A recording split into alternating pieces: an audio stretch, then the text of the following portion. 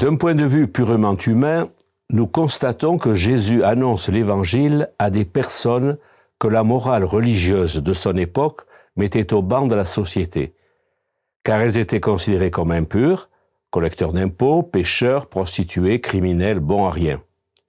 Pire, Jésus s'invite avec ses disciples à la réception que Lévi donne en son honneur.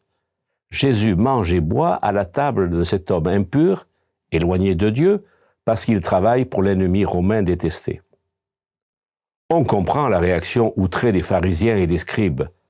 À juste titre, ils sont scandalisés. Jésus devait éviter Lévi, car en partageant son repas avec lui, il semble approuver sa conduite. Les pharisiens doivent penser à eux-mêmes ce qu'un certain Simon exprimera à propos de la femme pécheresse qui lavera de ses larmes les pieds de Jésus. Si cet homme était prophète, il saurait qui est cette femme qui le touche et ce qu'elle est, une pécheresse. Jésus justifie son attitude d'une manière inattaquable. Il prend l'exemple du médecin qui, pour soigner un malade, ne craint pas de toucher le corps et les plaies de celui qui souffre. C'est pourquoi Jésus réaffirme le sens de sa mission. « Je ne suis pas venu appeler des justes, mais des pécheurs pour qu'ils se convertissent. »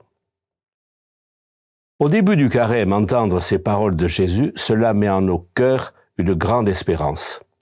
Tous, nous sommes pécheurs. Face à cette situation, nous sommes souvent découragés, car nous commettons le mal que nous ne voudrions pas faire, ce mal qui nous éloigne de Dieu et de nos frères et sœurs.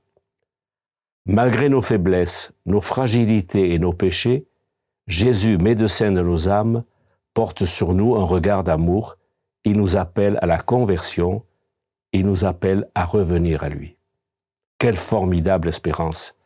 Nul n'est exclu de sa miséricorde. Alors, sans crainte, en nous convertissant, suivons Jésus sur la route qui nous conduit à la joie de la résurrection.